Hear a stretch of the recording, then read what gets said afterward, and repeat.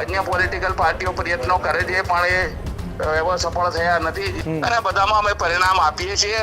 સંસદની ચૂંટણી સુધી પણ દાહોદ જિલ્લાની અંદર સૌથી વધારે 125 લાખની દેવગઢ બારિયા અને ધાનપુર તાલુકામાં ભાજપનો દબદબો યથાવત। દાહોદમાં ચૂંટણી પહેલા જ ભાજપને મોટો ફાયદો થયો છે। આ સિવાય ત્યારે બચ્ચુ ખાબડનો ફરી એક વખત દબદબો એ વિસ્તારની અંદર જોવા મળ્યો છે। હજુ સુધી તમે અમારી ચેનલને સબસ્ક્રાઇબ નથી કરી તો અત્યારે જ ન્યૂઝરૂમ ગુજરાતને સબસ્ક્રાઇબ કરો, ફેસબુક અને ઇન્સ્ટાગ્રામ પર ફોલો કરો।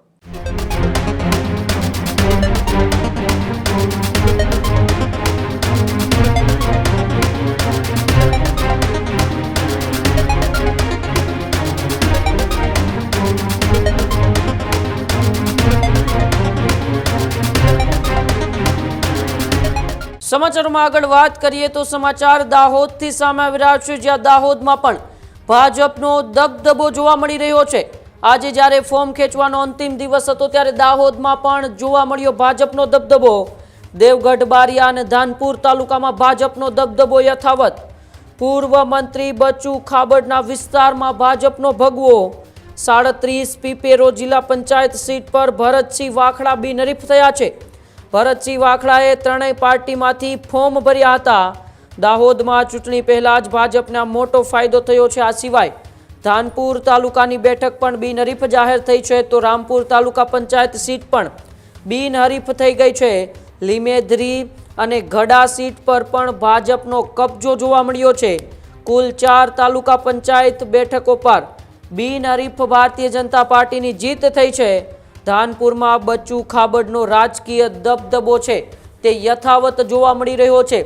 દાહોદની અંદર એ રાજકીય સમીકરણોમાં મોટો ઉલટફેર જોવા મળ્યો છે, ત્યારે બચ્ચુ ખાબડનો ફરી એક વખત દબદબો એ વિસ્તારની અંદર જોવા મળ્યો છે। દાહોદમાં ભાજપને એક જિલ્લા પંચાયત, જે જિલ્લા પંચાયતની સીટ ખૂબ છેલ્લા એક અઠવાડિયાથી ચર્ચામાં છે, એ પીપેરો જિલ્લા પંચાયત, જ્યાંથી ભારતસિંહ વાખડા જેઓએ ત્રણેય પાર્ટીમાંથી મેન્ડેટ ભર્યા હતા, ત્રણેય પાર્ટીમાંથી ફોર્મ ભર્યા હતા, તેઓ એ ખૂબ ચર્ચામાં આવ્યા હતા।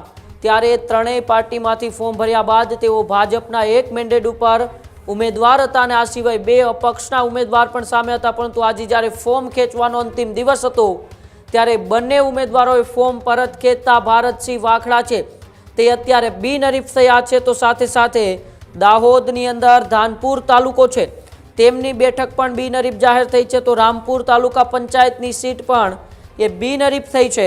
તો આ સિવાય લીમેધરા અને ગડા સીટ પર એ ભાજપનો કબજો જોવા મળી રહ્યો છે। ત્યારે કુલ 4 તાલુકા પંચાયત બેઠકો પર બિનહરીફ જીત એ ભારતીય જનતા પાર્ટીની થઈ છે અને રાજ્યના પૂર્વ મંત્રી બચ્ચુ ખાબડનો ફરી એક વખતે દબદબો આ વિસ્તારની અંદર જોવા મળી રહ્યો છે। દાહોદની અંદર સરકારના પૂર્વ મંત્રી અને દાહોદની અંદર જેમનો દબદબો છે, બચુભાઈ ખાબડ આપણી સાથે ટેલિફોનિક લાઈન ઉપર જોડાયા છે। બચુભાઈ, શું કહેશો? દાહોદની અંદર ફરી એકવાર દબદબો જોવા મળ્યો અને જે તમારો ગઢ છે ત્યાં એ ભાજપ એક બાદ એક બેઠક બિનહરીફ થઈ રહી છે અને પીપેરો બેઠક ઉપર તો ભાજપે વર્ષો જૂનો રેકોર્ડ તોડી બતાવ્યો। બચુભાઈ, પીપેરો બેઠકને લઈને શું કહેશો? તમારા ઉમેદવાર બિનહરીફ થયા છે। હાજી, હવે તો સાહેબ વર્ષોથી ભારતીય જનતા પાર્ટીમાં કામ કરીએ છીએ, અમારા કાર્યકર્તાઓ થઈ છે એટલે થઈ અન્ય પોલિટિકલ પાર્ટીઓ પ્રયત્નો કરે છે પણ એવો સફળ થયા નથી, જેથી આ પરિણામ અત્યારે આવ્યું છે। અને અન્ય સીટોની અંદર પણ અમુક ઉમેદવારોએ ફોર્મ પાછા ખેંચ્યા છે, અમે એકાદ બે રહી ગયા હોય એને લીધે 100% ગણાતી નથી, પણ 50%, 75% ઉપર આ રીતે બાકીનું પણ પરિણામ અમને નજરે દેખાય છે। સર બચુભાઈ, તમારા વિધાનસભા વિસ્તારની અંદર જે તાલુકા પંચાયત, જિલ્લા પંચાયત આવી રહી છે, એમાં શું લાગી રહ્યું છે? તમે ભારતીય જનતા પાર્ટીના કમળ ત્યાં બધી જગ્યાએ ખીલવાના છે? હાજી, દબદબો કેટલો રહેશે ત્યાં ભાજપનો? ભાજપ 100% છે સાહેબ। અને અન્ય રાજકીય પાર્ટીના ઉમેદવારો, જે આમ આદમી પાર્ટી હોય, કોંગ્રેસના ઉમેદવારો કહેતા હતા કે અમે લડીશું, લડવાને કઈ કોઈને ના છે, મેદાન ખુલ્લું જ છે, ઓપન આવે લડવા। અચ્છા, કાર્યકર્તાઓ મારા બધા મજબૂત છે સાહેબ।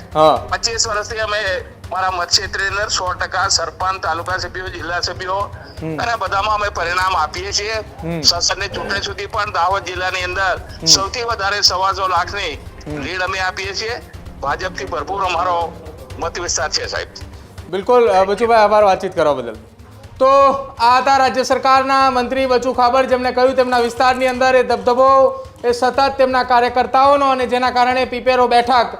પણ મહત્વપૂર્ણ એક વાત છે કે આ બેઠક એ રાજ્ય સરકારના મંત્રી બચુ ખાબરના દીકરા માટે ખાલી રાખવામાં આવી હોવાના એ સમાચારો અમે પહેલા જ દિવસથી કહેતા હતા કે પીપેરો બેઠક ભાજપે છેલ્લી ઘડી સુધી એટલા માટે જાહેર ન કરી કે ત્યાં બચુ ખાબરના દીકરાને મેદાને ઉતારવાના હતા, પરંતુ અંતિમ ઘડીએ બચુ ખાબડે આખી આ ઘટનાની અંદર રાજ્ય સરકારના જેઓ પૂર્વ મંત્રી રહી ચૂક્યા છે તેમને ત્યાં એક સૌથી મોટી તેમની રણનીતિ અપનાવી કે ત્યાં તેમની સામે જ વિધાનસભાની ચૂંટણી લડેલા ભરતસિંહ વાખલાને મેદાને ઉતાર્યા અને તેઓએ ત્યાંથી બિનહરીફ થયા છે.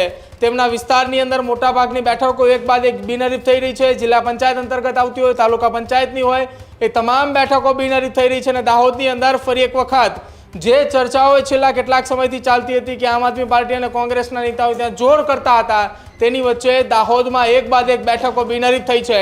અને ભરતસિંહ વાખલા કે જે ભારતના ઇતિહાસની અંદર કદાચિત પહેલી એવી ઘટના કે જે એક ઉમેદવારને 3 મેન્ડેટ મળ્યા હતા, 3 રાજકીય પાર્ટીના મેન્ડેટ ઉપર તેને ફોર્મ ભર્યા હતા અને અંતે એ બેઠક બિનહરીફ થઈ છે, ત્યાં એ ભાજપનું પણ કમળ ખીલ્યું છે. જી ઉમંગ. જી બિલકુલ, આભાર પ્રદીપ અમારી સાથે જોડાવા બદલ અને માહિતી બદલ. હજુ સુધી તમે અમારી ચેનલને સબસ્ક્રાઇબ નથી કરી તો અત્યારે જ ન્યૂઝરૂમ ગુજરાતને સબસ્ક્રાઇબ કરો, ફેસબુક અને ઇન્સ્ટાગ્રામ પર ફોલો કરો.